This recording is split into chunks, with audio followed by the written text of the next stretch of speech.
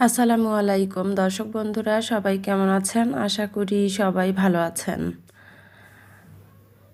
আজকের নতুন ভিডিওতে আপনাদের সবাইকে স্বাগত জানিয়ে শুরু করছি সুন্দর একটি ডিজাইনের কাজ। ডিজাইনটি সত্যি এতটাই সুন্দর যে আপনারা আপনাদের যে কোনো ড্রেসেই ডিজাইনটি খুব সুন্দরভাবে ফুটিয়ে তুলতে পারবেন। এই ডিজাইনটি খুবই সহজ, কিন্তু এর সৌন্দর্য আপনাদেরকে সত্যিই অনেক মুগ্ধ করবে। তো চলুন শুরু করি আজকের এই সুন্দর ডিজাইনটি। ডিজাইনের শুরুতেই আমি ডাল সেলাই দিয়ে শুরু করছি। ডাল সেলাইটা আমি করেছি এখানে সাবুদানা সেলাই দিয়ে। এখানে আমি গাঢ় সবুজ কালারটা ব্যবহার করেছি, আর সুতা আমি ব্যবহার করেছি ডিএমসি সুতা। আপনারা আপনাদের ইচ্ছে মতো সুতা রং নিয়ে নেবেন। সাবুদানা খুব সহজ একটি সেলাই, খুব পুরনো এবং ঐতিহ্যবাহী একটি সেলাই। সাবুদানা সেলাই হলো এক ধরনের গিট সেলাই। এর মূল কৌশল হলো কাপড়ের উপর ছোট ছোট দানার মতো বা গিটের মতো সেলাই তৈরি করে, যা দেখতে অনেকটাই সাবুদানার মতন লাগে। এই সেলাইয়ের মাধ্যমে একটি টেক্সচার তৈরি হয়, যা দেখতে যে কোনো ডিজাইন করলেই খুব সুন্দর এবং মানানসই হয়ে ওঠে। সাধারণত ডালপালা, লতাপাতা, বোটা, ফুলের কেন্দ্র অথবা নকশার ফাঁকে ভরাট করার জন্যই ব্যবহার করা হয়। সাধারণ সেলাই থেকে একটু আলাদা, তুলনামূলকভাবে এটি একটি সহজ সেলাই কৌশল। একবার পদ্ধতিটা বুঝে গেলে খুব সহজেই এবং দ্রুত এই সেলাইটি করা যায়।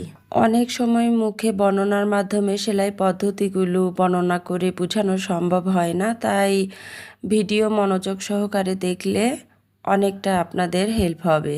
ডালের কাজ শেষ হওয়ার পরে এই ডালের উপরে ফুটে তুলেছি একটি দারুণ ভরাট ফুল। এই ভরাট ফুলটি তৈরি করেছি আমি বুলিয়ন নট সেলাই দিয়ে। বুলিয়ন নটের ঘন আর কোঁকড়ানো বুনন ফুলটিকে সত্যি অসাধারণ করে তুলেছে। যদিও ডিজাইনটি খুবই ছোট এবং সিম্পল, তবুও অসাধারণ একটা লুক দিয়েছে।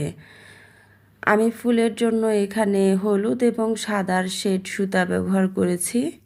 এই দুই কালারই চোখের নরম অনুভূতি হয়। তো দর্শক বন্ধুরা, আমি তো আমার পছন্দ মতো কালার নিয়ে আমি আমার এই সুন্দর ডিজাইনটি করেছি। এই সুন্দর ছোট্ট ডিজাইন আপনারা আপনাদের ড্রেসে কি কালার দিয়ে ব্যবহার করছেন কমেন্টে জানিয়ে দিবেন। ডিজাইনটি আপনারা আপনাদের যে কোনো কুর্তি, কামিজ, শাড়ি অথবা বাচ্চাদের ড্রেস যে কোনো কিছুতেই ফুটিয়ে তুলতে পারবেন।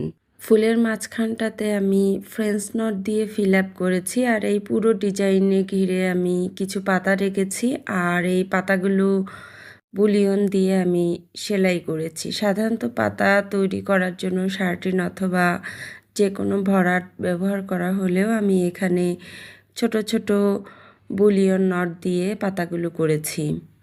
তো দর্শক বন্ধুরা, আমার এই 7 মিনিটের সেলাই সফরটি আপনাদের কেমন লেগেছে আমাকে কমেন্ট করে জানিয়ে দিবেন। আমার অনেক ভালো লাগে আপনাদের কমেন্টগুলো পড়তে।